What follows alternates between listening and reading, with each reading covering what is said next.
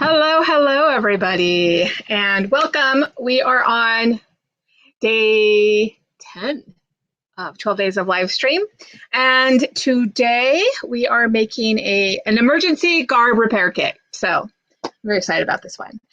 So who do we have here? Let's see. We've got HJ, we've got Amaris. Hello, everybody. Oh, Amaris is planning their wardrobe for 2022. That is exciting.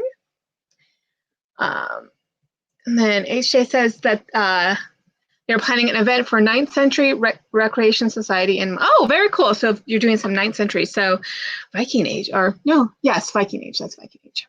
How exciting. Very exciting. And we have Kimberly here. Hello, Kimberly. How's everybody doing today? Ooh. Check this out. We got Amaris is building a Lolita wardrobe. I love Lolita. I love that look. I've never really done it though, just because I don't know. I have way too much going on, so I've never gotten around to it. So that's cool. Welcome everybody. I hope you all are having a great day. Today was the first day of my winter break from work, so I'm excited about that. And so I was able to get some grocery shopping done, and I think I'm just about done with Christmas shopping. So that's exciting. All right, so this is going to take a bit, so I want to get started. So here is what you're going to need. Okay, so you're going to need a strip of fabric. Now I'm using felt for this. I'm just using some scraps of felt that just are left over from hat making and whatnot. So everything I'm doing, I'm trying to make stuff that you can just use from things you already have laying around. So this is a piece of felt. And the other thing about this is I don't have to finish the edges, which is great. So it takes less time. Oh, let me see. I've got, Aisha says, is there any good free resources about German costuming in the 16th century? There is some things online. You can look for woodcuts. I know, I don't know, Marian McNeely's website, I believe, is still up. That's the Curious Frau. She was the first person to do German Renaissance, to have a online presence with German Renaissance, and very cool person. She's really cool. We started, or I don't know, I met her when I was about my second or third year in the SCA. Very cool person. She has a website, and then there's several websites, and a lot of people will go to German Renaissance of Genoveva, I think it is. She's got some good stuff there, and Catafalque with a K, Catafalque's got some good stuff. And then we have a website too that we are starting to add to. Mullen and I both each had, before we got started Thimble and Plume, we each had our own websites. Not that I ever put much on it. I don't like writing. It's not something that comes easily to me. I just agonize over like picking all the right words. So I have a few things on my website. That is Adelheid's, Adelheid's Corner. See, I don't even know. No, it's Adelheid. I don't even remember what I called it. Anyways, what we're going to be doing is we're going to be migrating things from, and hers is Vilja's Corner, and mine's Adelheid's Workshop. That's what it is. So we're working on migrating our content from there and just kind of upgrading it and updating it and moving it onto our Thimble and Plume website. So those are some things you can look for. Those are the free things I can think of.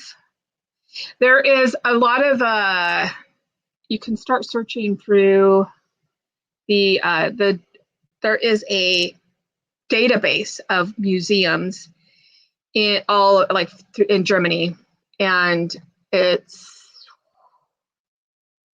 something.de. It is. I have to look at my resources. I cannot remember because I just have a book. I have it bookmarked. There used to be a place, and I believe it was from Austria, that was I am Aria Al, but it's not there anymore, or I can't find it. I can't get.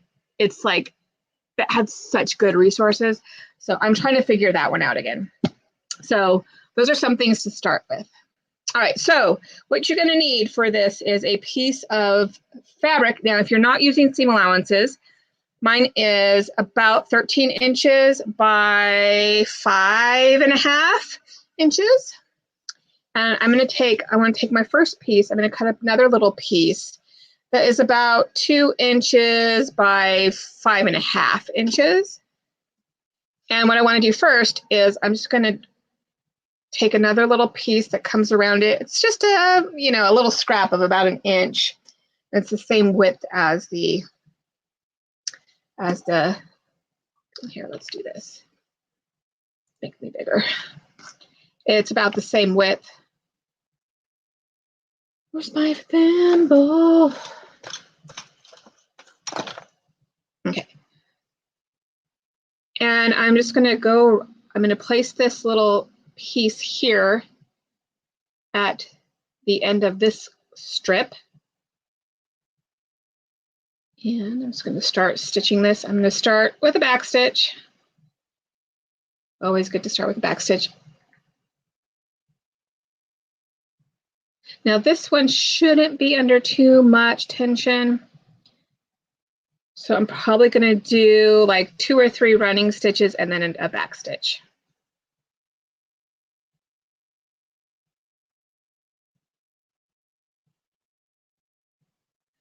Wow, you do a lot of research, Ashay. So you're doing Islamic, 9th century Islamic as well. You're busy. I shouldn't say much because I have so many rabbit holes. I found a new one, by the way. When I was looking up resources for my hooks and eyes video, I fell down another rabbit hole of dress hooks. So that's something I'm kind of researching. It's not really something that you see in Germany, but you do see it in the lowlands, which is part of the Holy Roman Empire. So it's relevant.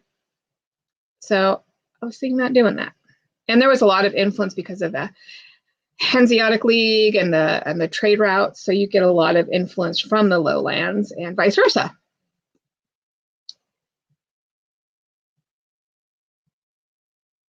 And I'm sewing real fast because, I don't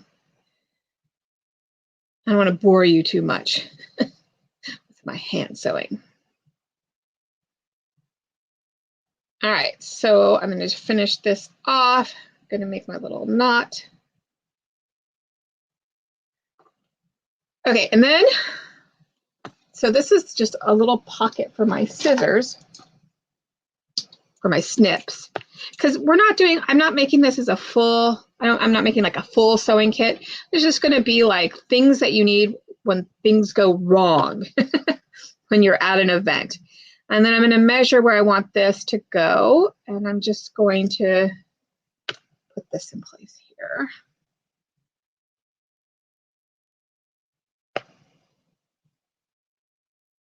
And I just need to stitch. Oh, well, I'm glad it's fascinating. Oh, be careful. I must have been, I am totally an Alice. I constantly, rabbit holes. I've never met a rabbit hole that I don't like, apparently. Like, I will be researching something else, and sure enough, I find something else. Anytime research happens, I will be finding something new to research. You can bet on it. I have a very long list of things I want to do more of. All right, snip that off, clean that up.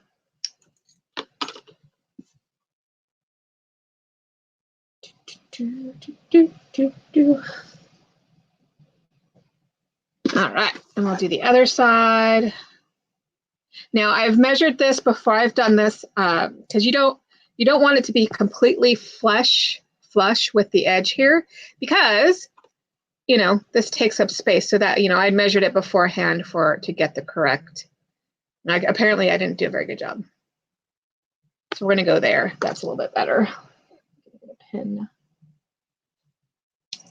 Hold it in place. All right.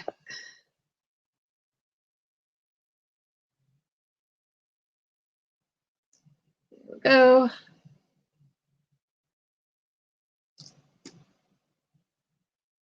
This is great if you're, dressed up and out and about and you need something to carry with you in case you have some sort of wardrobe malfunction. But, in the SCA, we have in the SCA we have a lot of fighters. So this is a good one for fighters too, because if something goes wrong with their fighting garb, they have a way to fix it.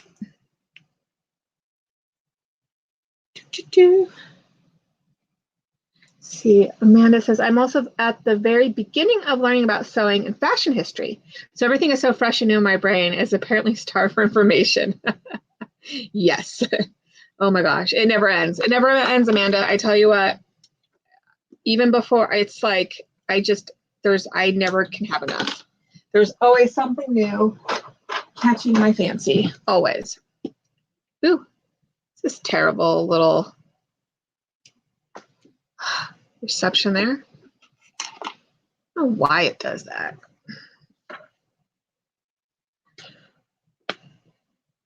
Okay, I think it's just I have bad internet. All right, so once that's done, I'm going to take this piece and I'm going to stitch around the edges all the way around.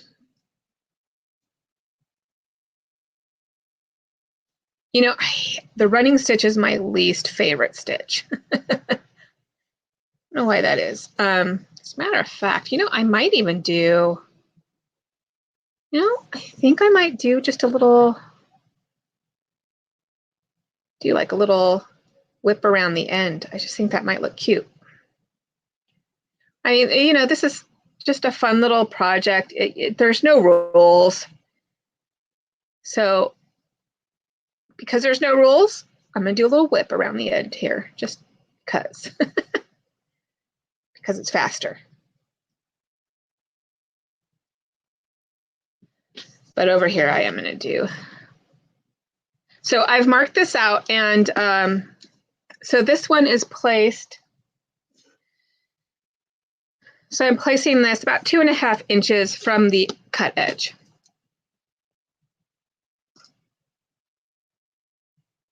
Yeah, like, did I do that the right way? Yeah. All right, and then for this, I want to connect this part with a back stitch. Yeah, and one of the things as I've been kind of studying tailoring, because that's always been my fascination is tailoring. Menswear, I've always loved menswear, which is why, that's why I make myself men's clothes, because I love researching menswear. I just find it fascinating, and there's so much that is pretty much the same as what we do now. It's really cool. So I've been fascinated with tailoring techniques ever since I found out about it, which was probably in about, I don't know, the mid 2000s, probably early to mid 2000s. I don't know what I had a point to that. I don't remember what it was, but anyways, pad stitching, because I love the idea of putting structure into a garment. Oh, I remember what it was. So as I've been researching, I find that tailors approach things very differently from dressmakers. So tailors, they would make the clothing during the 16th century.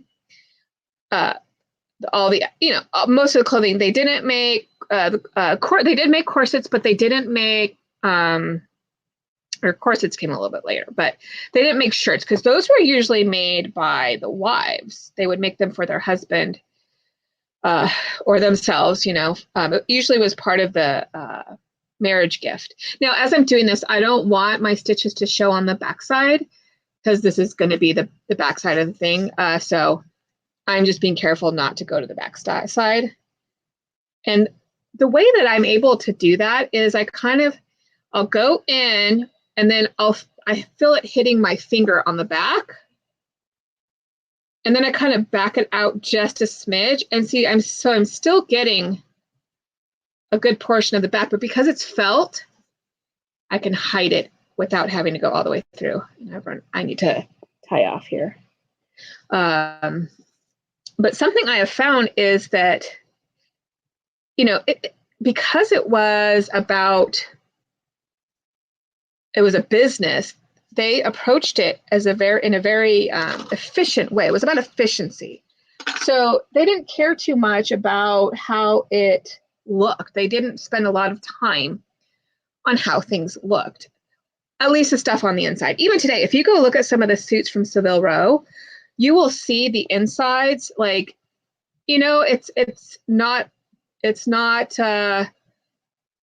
efficient. Now, I will tell you that the more you sew, the more efficient you become.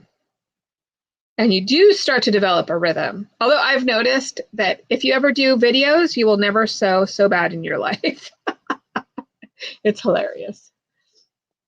So Amanda, I don't know much about tailoring, but it's so fascinating. I love menswear and Smiles pieces as well. Yep, me too.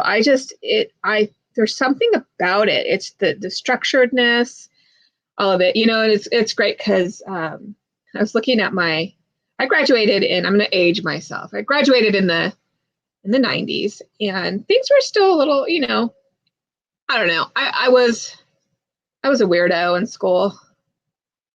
Uh-oh, I made a knot. Should be able to get that out. All right. But for my graduation, when all the other girls were wearing dresses, I wore a suit. So at least by that point, it wasn't that weird to wear for women to wear suits. It was just starting to get, to be pretty cool. Yeah, I know at the time we had the X-Files, and Scully would wear her cool suits, which as the 90s went on, they got more fitted, which I was very appreciative of. I didn't like the boxy tailoring of the 80s. So anyways, I love tailoring, and I love that they were very efficient, and the apprentices would do a lot of the work, the journeymen would do a lot of the work. And so you find, as you're looking at stuff, they didn't pay a lot of attention to how, if it was super pretty, they didn't spend a lot of time making it perfect, They wanted to get it done. The faster you get it done, it's kind of like getting paid by the hour, So I do a lot of commission work, right? So I want to be fast because the faster I am, the more I make per hour, I want to be fast and efficient and still be good. So let's see. Yes, weirdos are the best. I never ended up going prom. Yeah. Yes. One of the things I want to do, I love Marlene Dietrich, and I really, really, really want to do a tuxedo. I was thinking a tuxedo with a corset, just really combining the two. Yep, time is money. Kimberly, you're right. Absolutely. And that's how I felt too. And then when you get into the Victorian period, that's when you started to see, women had more leisure time, women of money did. And so, they would sit in their parlors and embroider and sew, and they would be able to make these beautiful stitches. And that's where you see, if you see here, the way that I'm doing, I'm always staying on top of the fabric because it's faster. And if you look at the idea of going in and out, it takes longer. It's prettier though, and if you're sitting there and, stitching while you're socializing and trying to look pretty, then that's what you do. So it's kind of interesting.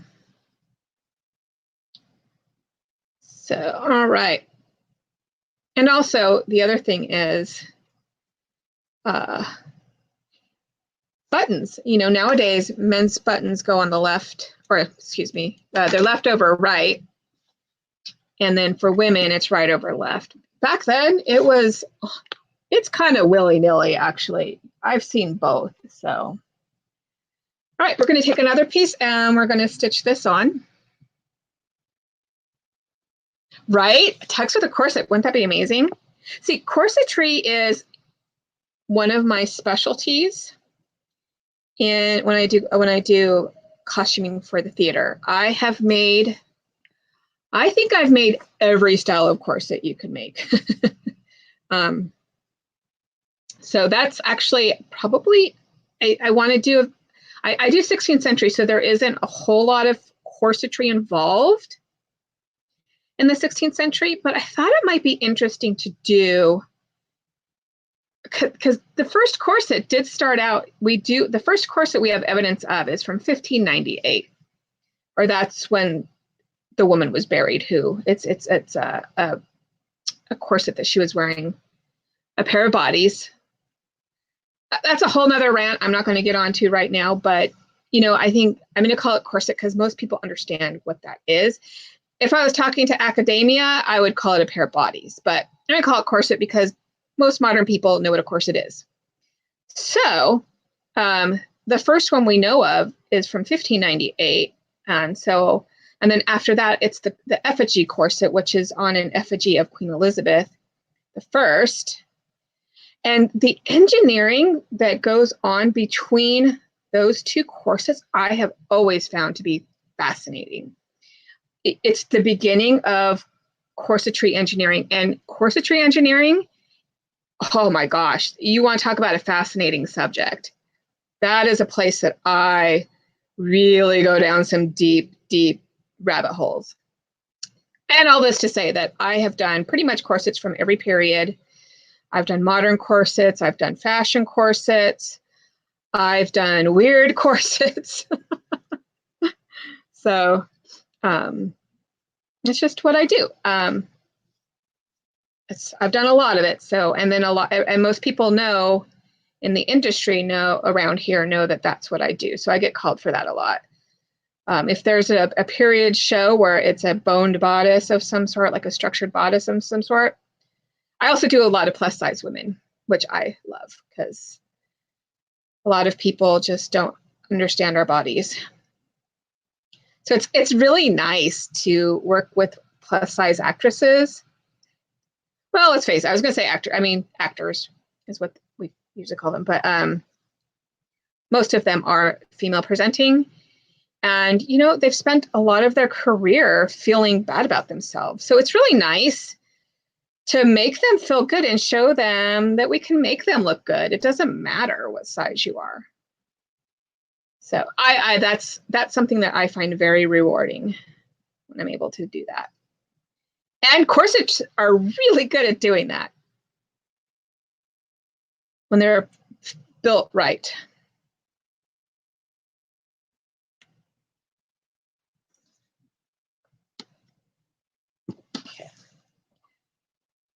So anyway, I was thinking about doing a whole series of like what's under there and starting out with what would have been worn, starting, in the medieval period and moving in, because we know about the Langberg bra, which came about in the 15th century. Yes, 15th century. Or is it 14th? No, I think it's 15th. So Amanda, I hope to get to the point where I can construct corsets well. I would love to try them out, but we're usually on such a tight budget, so difficult to purchase a swing. Swing. I don't know what you mean by swing. One of the things that you could do to make making corsets a little bit cheaper, especially if you're doing probably pre-Victorian, because that's when you start to see still bones. You can do, I love cable ties. Cable ties are fantastic. And I can tell you that when I have examined, I've actually examined baleen that was in bodices, in extant bodices, because we actually have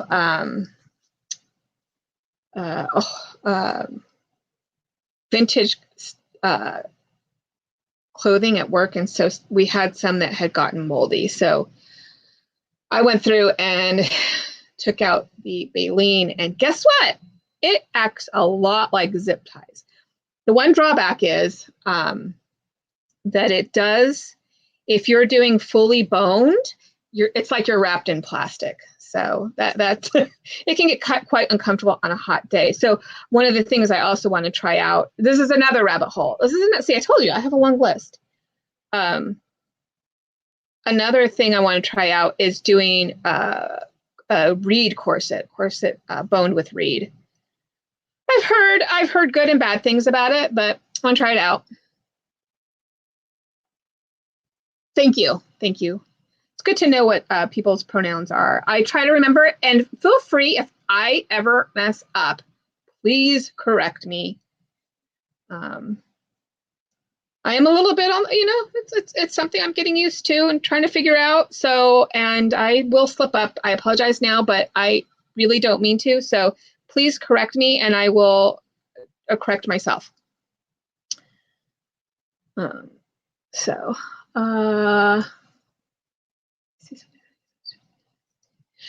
You can, you just don't want to wear it out in like 100-degree weather. I've done it. I have a couple that are fully boned with zip ties. They work really great. And what I really like about them is all the other boning materials tend to start to mold to your body, which is fine, except that, I don't know, you don't really want them to. It starts to get more uncomfortable as it molds. And, even when you're talking about spring steel, also tends to mold to your body after a while, and it just gets bent, and it's not comfortable when it gets to that point.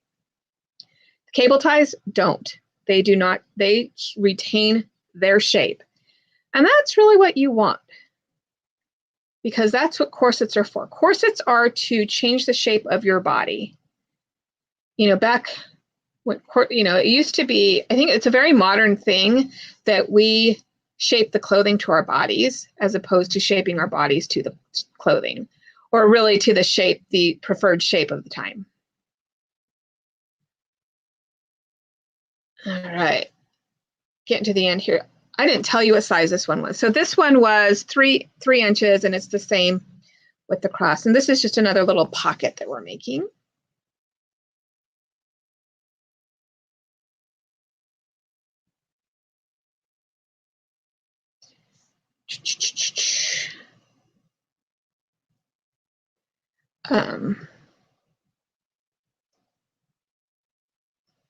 Yeah, I love corsets. I love corsetry. I love the engineering of it all. And, that's why I think it's really, really important there we go. It's real. What was I saying? Oh yeah, that's why I don't drape corsets. I believe in drafting corsets. Of course, you'll find out as you get to know me better that I prefer drafting. I am much more of a drafter than a draper. I am a rare bird. Most people prefer draping. Even in the industry, most people prefer draping. I understand flat patterning so much more than I understand draping.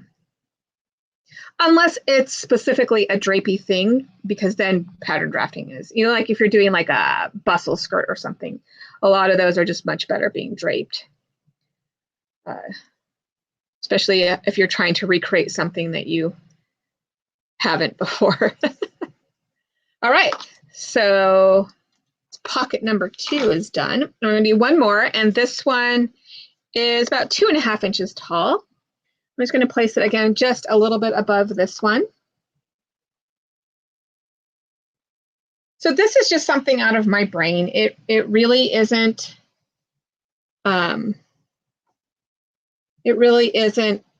historical for the 16th century, but if you're using, it's kind of cool to have something that could have, could work and could look like it could have existed. Because, we are modern people. But I like to keep things looking aesthetically like they belong in the time as much as possible. Plus, it's fun to come up with little things like this. Oh, I forgot I was going to do, I forgot I was doing whip stitches. Oh, dear.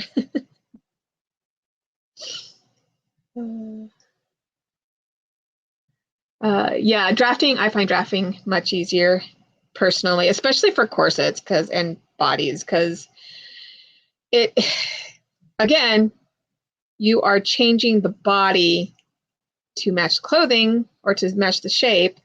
And so if you drape it, you lose the ability to do that. So, yeah. But it's cool to see how corsetry changes over time and how it changed, the body shape changes, and how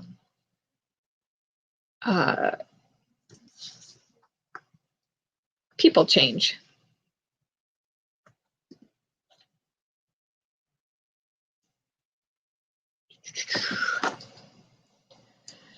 All right, we're on the home stretch.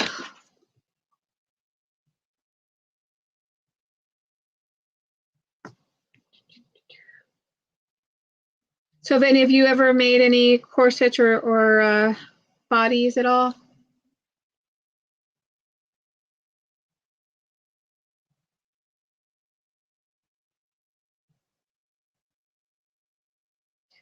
What else do you guys have on your project lists? Quick question, if I make this from fabric, I will need to interface and cut out a back piece as well. So you could either do seam allowances and fold them over. You do want something that's a little heavier, just so it kind of holds itself. So you could just you could bag line it. So, yeah, it is kind of like a housewife. I don't know much about those. I've only really seen them in passing, like, people, because I don't do that period very often. But it makes sense, so I don't know what the origins are. I know that soldiers would carry them. I know that it's nice to have. And so I have like a small version that I kind of use in the past. I want to make something that's a little more usable.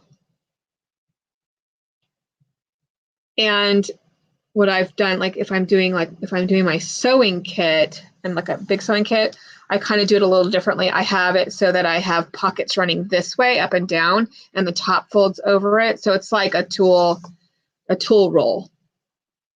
So this is kind of a housewife / tool roll inspired. Ooh, aprons. Yes, I love aprons. Aprons are fantastic. And it's good to have aprons that you're not afraid to get dirty. I think, I know for a long time, I had an apron that I never wanted to get dirty, but now it's the first one I ever made. So it's well worn, and it actually, one of the things I do need to mend it quite a bit, but that also means I'm not afraid to wear it anymore. So.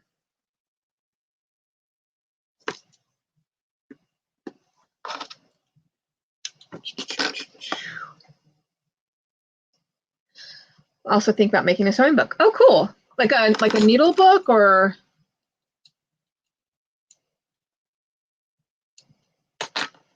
and finish my comic book class. Ooh, a comic book class. What is a comic book class? Tell me about this. So it's funny because growing up, I was never exposed to like comic books or or role playing or any of that. It wasn't until I met my husband that he got me into all of this stuff. And I'm like, where has this been all my life? I've always been into costumes. I was actually, funnily enough, I hated sewing. I swore I would never sew again after I got an F in my sewing class in junior high. But my parents made draperies, so and my mom made clothes all the time. But I was just never interested in it until later. So sewing to me, I don't love it. It is just a means to an end because I love the design part and I like the finished part. Oh, I'm getting bad reception again here. Let's see. All right. So, oh, you're actually making comic books. That is really cool. So are you an artist? You must draw then? I have always wanted to be a good drawer, but I am not. Again, that's another thing that I have to work really hard at. And then Kimberly, you're finishing an 18th century cap, but planning a Tudor kirtle. Very cool. Very cool. That would also fall under the idea of supportive garments.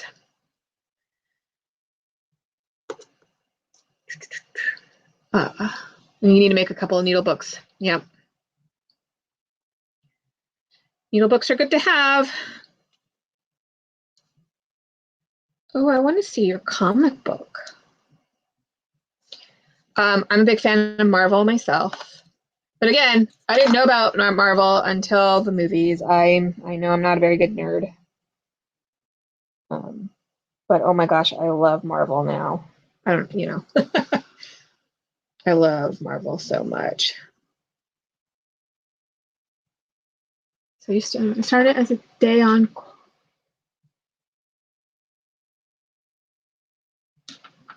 Oh, that is so cool. That is so cool. I think you always, that is so cool. I always wanted to be a good artist. My mom's an artist. She does beautiful drawings and paintings, but she doesn't do it. So I wish she would do it more. But I understand. It's hard. Like you said, finding inspiration can be really difficult sometimes. And sometimes I find all sorts of inspiration, but then I can't find the time to do it. So I'm trying to do this thing where I put timers. I say, okay, I'm going to do this one thing for this amount of time. And see how I do. Oh, they have free lessons, huh? Oh, that's cool. Free and paid. That is really cool.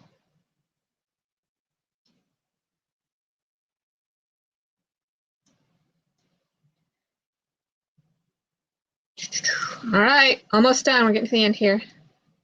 So this is the last bit of sewing here that I'm going to do. You could always add more if you want.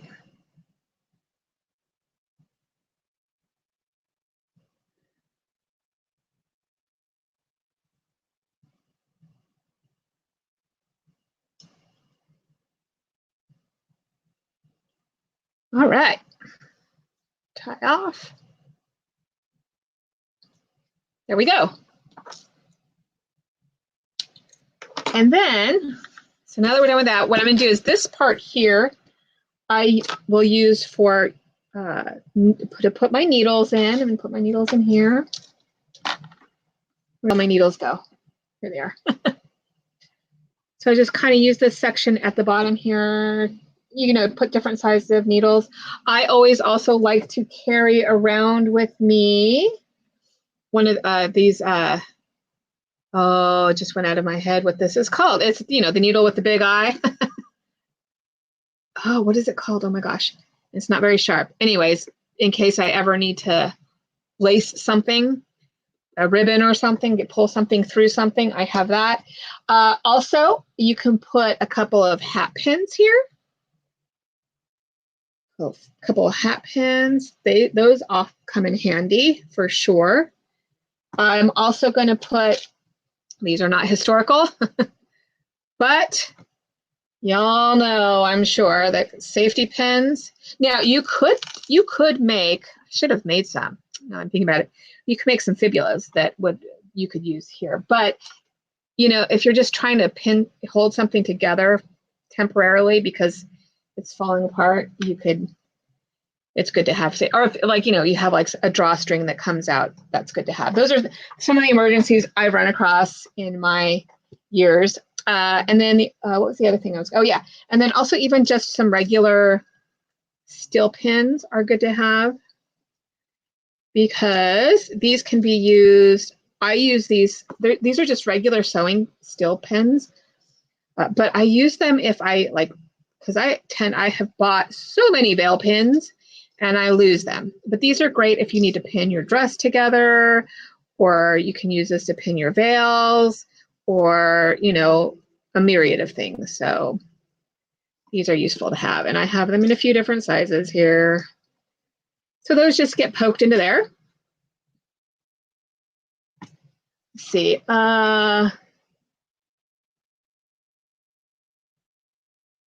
So you're artistic, and so sewing and drawing has been, artistic and sewing and drawing has been the best subject in school, like reading. Time is, yeah, totally a big obstacle for me too. Yep. Yep, I also lack space in my home. We live in a 1-bedroom, so it's hard. It is very hard.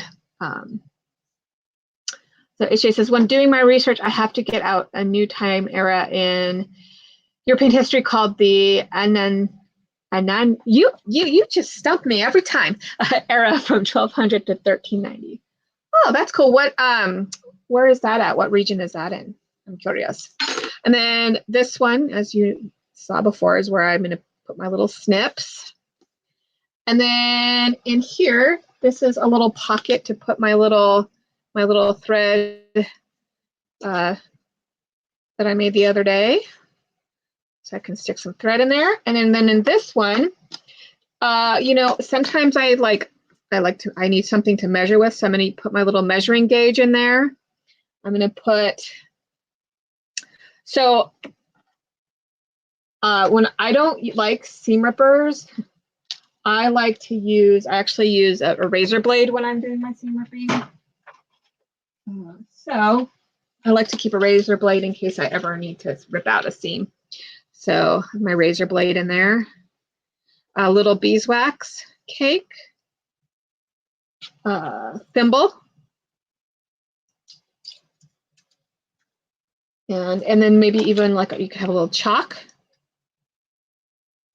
And then up in this pocket, I have, you know, some of my handmade hooks and eyes. And then I'm going to put a couple of scraps of fabric in there in case I ever need to patch something on the go. And then the other thing that I always try to do, I always try to have a little cash on me. It really comes in handy, so you can stick a little cash in there too. All right, and then I'm just going to roll this up. And so then we need to be able to tie this. So I just have a linen cord here. I'm going to place that there. That's a good length. And you can tie this on or not. I'm not going to tie it. I'm just going to let it be like that.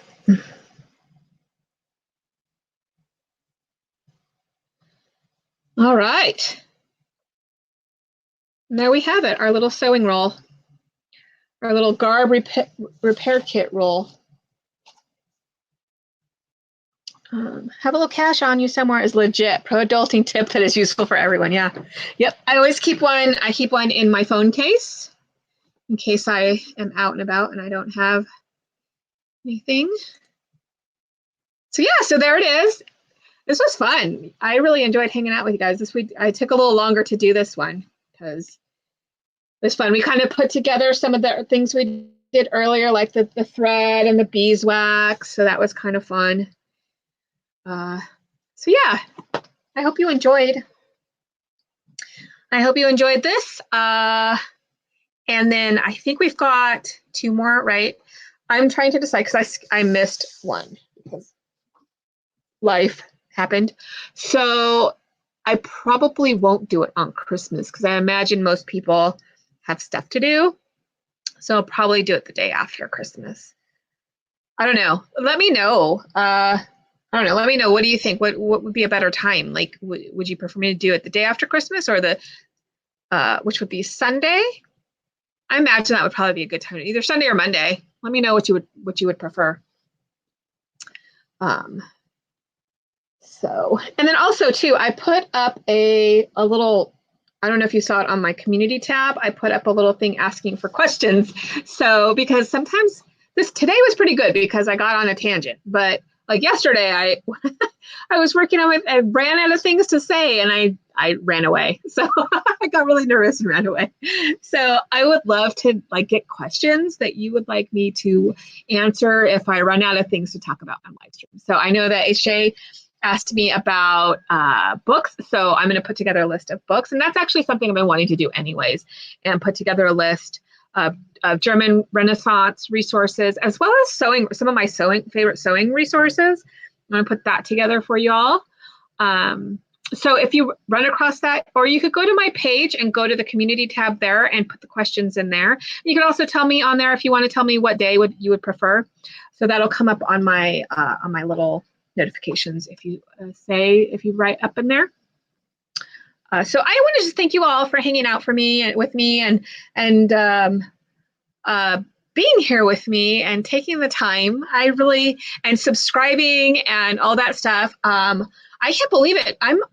I can't believe I think I looked today, I had, I think I'm almost to 1,800 subscribers. That's crazy. It just blows me away. So I want to thank you all for subscribing and for supporting me and supporting our company, Thimble and Plume. You know, we really want to bring German Renaissance out into the world. It's something I think that gets lost. And so I really want to bring it out there. And then also there are other things I want to cover too. You know, hand sewing, I think it's a really important tool to have. Pattern drafting, corsetry, all of that stuff I want to eventually cover. And I probably someday want to do some actual courses, online courses, where I can talk about fitting and stuff that doesn't really work well on YouTube, as far as like being able to do videos about it and making it make sense. But more like very tutorial driven, very class-like, and less entertainment, more tutorial. So yeah. Resources for hooks and eyes. Resources for hooks and eyes. Okay. Like, you mean like research resources or explain so I know what so that we're on the same page.